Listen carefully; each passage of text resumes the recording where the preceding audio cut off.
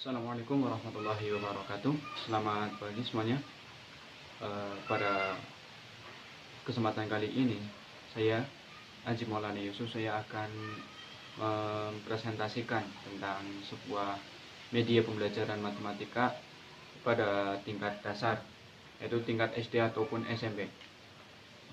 Mengapa diadakan media pembelajaran matematika seperti ini? Itu untuk mempermudah dan stimulasi kemampuan matematika, terutama pada anak-anak, di mana kebanyakan anak-anak itu ketika akan belajar matematika mengalami suatu kesukaran karena terlalu berhubungan dengan angka ataupun tidak seperti kesenian ataupun yang lainnya. Karena pada kesenian itu bisa berimajinasi, dan juga seperti di bahasa Indonesia seperti bisa kita berkomunikasi, bertukar informasi. Namun di konotasinya ketika kita belajar tentang matematika, kita akan belajar tentang menghitung dan terus menghitung. Namun dengan diadakannya media pembelajaran matematika ini, kita akan bisa memancing motivasi siswa dalam belajar matematika, terutama pada tingkat SD ataupun SMP. Pada kesempatan kali ini saya akan mempresentasikan salah satu media pembelajaran matematika yang cukup sederhana, dan ide ini keluar ketika saat ada pandemi seperti ini, karena bahan-bahan yang saya akan gunakan ini sangat mudah didapatkan ketika kondisi kita harus berada di rumah dan tidak keluar rumah ataupun tidak pergi jauh. Karena alat yang saya pakai ini dapat ditemukan di toko-toko kecil yang dapat kita kunjungi kapanpun dan dimanapun itu kita berada. Langsung saja kita menuju presentasi ke pempraktekan alat pembelajar tersebut. Seperti yang saya katakan tadi, saya menggunakan alat yang begitu sederhana dan sangat mudah didapatkan, yaitu korek api kayu seperti ini, dan juga uang koin. Mengapa saya menggunakan seperti ini? Karena di sini saya akan mencoba mempraktekkan dan juga mempresentasikan tentang sebuah media pembelajaran matematika, yaitu yang saya namakan tentang imajinasi jaring-jaring bangun ruang. Kenapa saya memilih tema tersebut? Karena anak kecil masih suka berimajinasi, dan dengan diadakannya media yang berhubungan dengan imajinasi, saya rasa itu akan bisa memicu atau memancing motivasi belajar matematika pada siswa, terutama pada anak-anak. Langsung saja. Kenapa saya namakan imajinasi jaring-jaring bangun ruang? Karena pada kali ini kita akan membuat siswa untuk membentuk suatu jaring-jaring dari bangun ruang. Sebagai contoh yang pertama, kita akan membuat jaring-jaring kubus terlebih dahulu. Siswa akan diberikan satu bungkus ini korek api, dan siswa akan membentuk jaring-jaring bangun ruang. Sebagai contoh yang tadi saya katakan, kubus, yaitu seperti ini.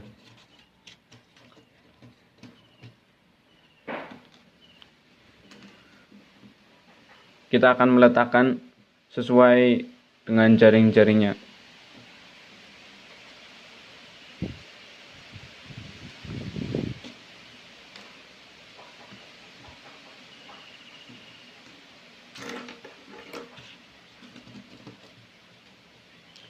Kita akan bentuk jaring-jaring kubus yang paling umum terlebih dahulu, yang biasa paling sering kita temui,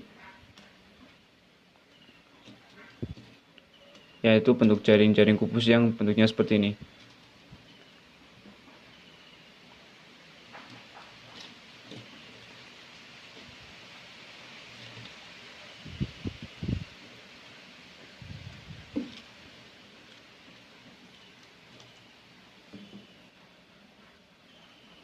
seperti ini.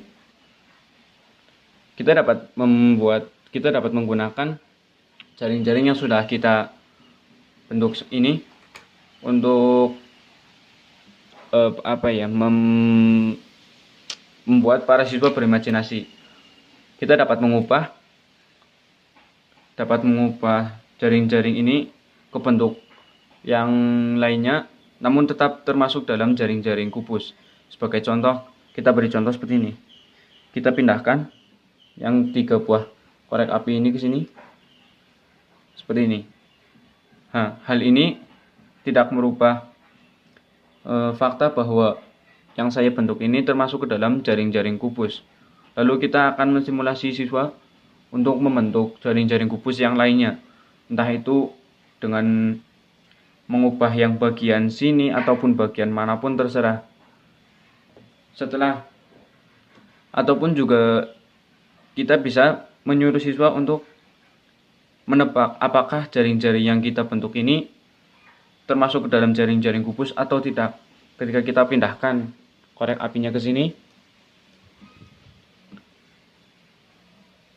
kita akan memberikan pertanyaan kepada siswa, apakah jaring-jaring ini termasuk dalam jaring-jaring kubus? Seperti itu. Agar siswa berimajinasi dengan adanya jaring-jaring seperti ini, diimajinasikan bahwa dilipat dan sebagainya, apakah bisa membentuk sebuah kubus atau tidak. Dan selanjutnya, sama halnya dengan kubus, kita juga bisa melakukannya dengan balok. Karena pada dasarnya kubus dan balok itu masih banyak kemiripan. Seperti itu. Pada dasarnya kubus juga ada termasuk balok, namun dengan sisi yang sama panjang. Kita gunakan korek api yang sisinya sama panjang untuk lebih memudahkan para siswa terlebih dahulu. Apabila pada hal ini sudah bisa menguasai, kita bisa meningkatkan tingkat kesulitan yang kita berikan kepada siswa. Setelah kita lakukan dengan jaring-jaring kubus, kita bisa melakukan dengan bangun ruang lainnya, diantaranya seperti limas, prisma, dan yang lainnya. Sebagai contoh, kita lakukan kepada limas segitiga.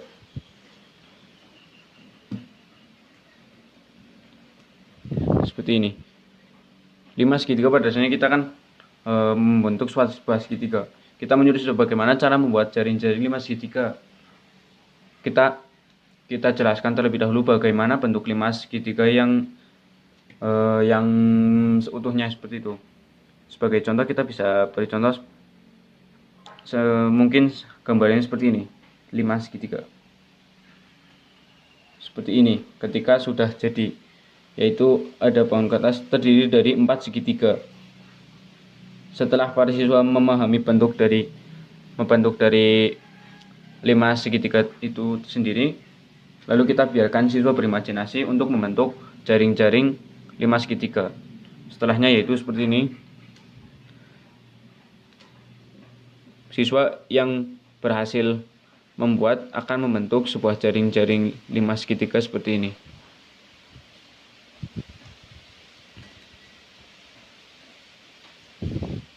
Seperti itu. Setelah limas selesai, kita bisa berganti ke prisma ataupun yang lainnya. Kita akan buat prisma. Misal kita akan membuat prisma, kita tinggal pada dasarnya prisma apa dulu? Prisma segitiga, kita lakukan seperti ini. Segitiga kita bentuk. Kita berikan contoh terlebih dahulu seperti halnya pada saat kita pertama melakukan pada jaring-jaring kubus seperti ini.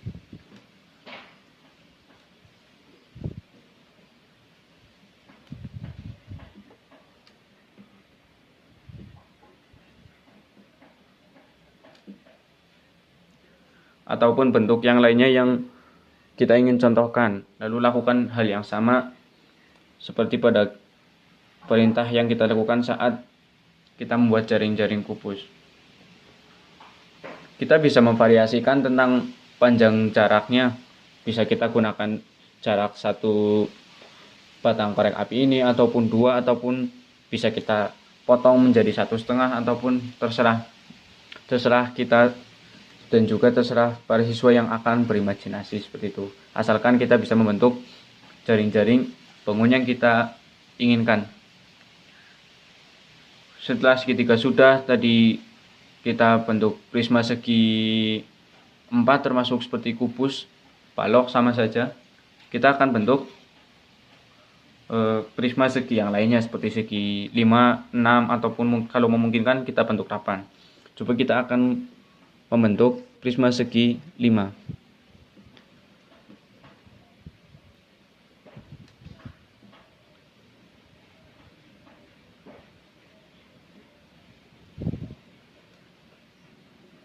Seperti ini.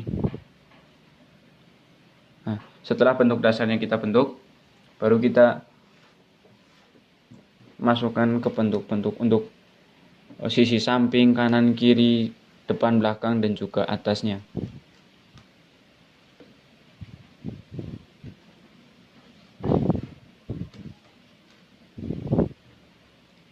Semakin banyak semakin banyak segi dari bentuk dasarnya, seperti misal awalnya segi 3, prisma segi 3, mungkin bentuk jaring-jaringnya hanya seperti itu saja.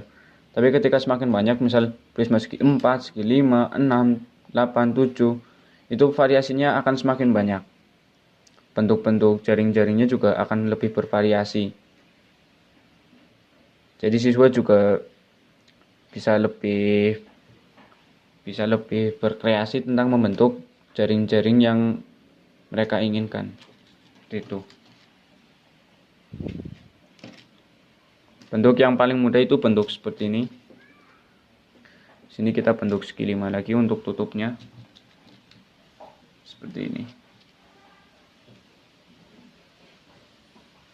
Seperti itu. Kira-kira seperti ini. Setelah kita memberi contohnya, kita bisa melakukan hal yang sama seperti kita memindahkan, seperti halnya misalkan kita memindahkan ke sini.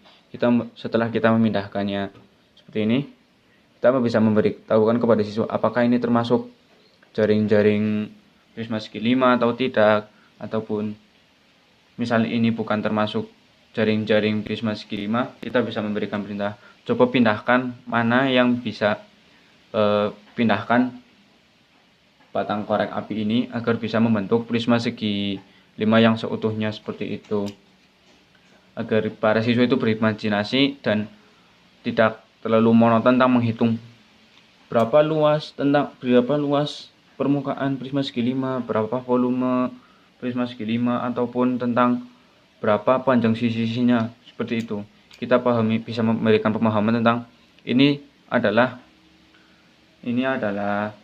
jaring-jaring prisma segi 5, jaring-jaring prisma segi 3, segi 6, 7, 8, ataupun 5. Setelah kita memahami semua itu, kita akan bisa ke tahap selanjutnya. Misalkan kita ingin mengetahui ciri-ciri dari masing-masing bangun ruang, seperti halnya misal seperti ini, prisma segi 5.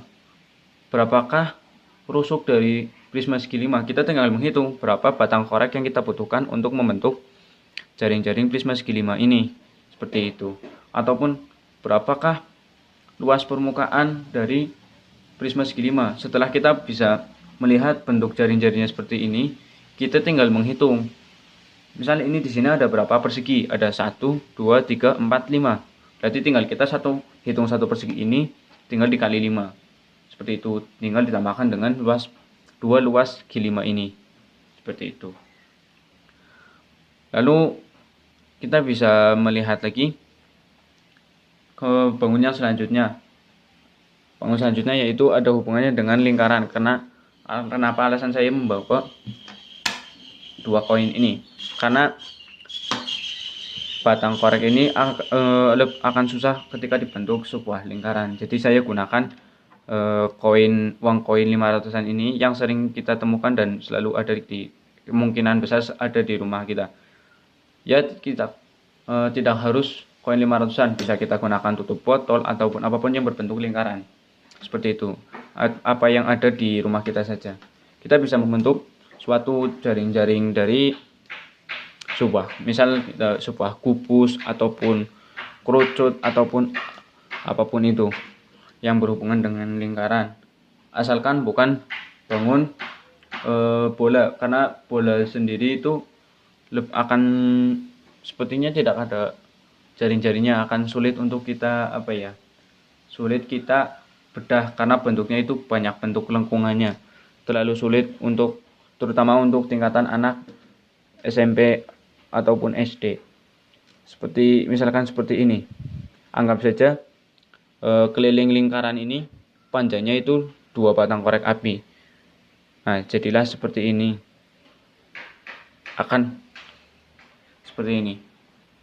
Ini adalah bentuk dari jaring-jaring tabung. Entah itu koinnya akan dipindahkan ke sini, asalkan koinnya itu berada di 2 sisi yang berbeda, dan di sisi yang panjangnya sama dengan sama keliling lingkaran koin ini, itu akan bisa disebut jaring-jaring tabung seperti ini. Seperti itu. Nah, itu mau sama-sama di sini, mau sama-sama di tengah, sama-sama di ujung bawah sini, maupun satu di atas satu di bawah, mau agak bervariasi seperti ini, terserah, itu semua sama aja. Setelah kita mengetahui ini adalah jaring-jaring dari tabung, baru kita akan bisa memberitahukan kepada siswa bahwa setelah mengetahui jaring-jaringnya, kita akan bisa menghitung luas permukaannya. Dilihat dari bentuk kotak ini, kita sudah tahu rumus dari menghitungnya, dan juga rumus dari menghitung luas lingkaran, yaitu pi dikali r kuadrat ataupun pi dikali r lagi, seperti itu. Mungkin hanya seperti ini dulu presentasi pempraktekan media pembelajaran yang dapat saya lakukan. Bila ada kekurangan ataupun masukan, silakan bisa isi di sesi komentar. Terima kasih. Wassalamualaikum warahmatullahi wabarakatuh.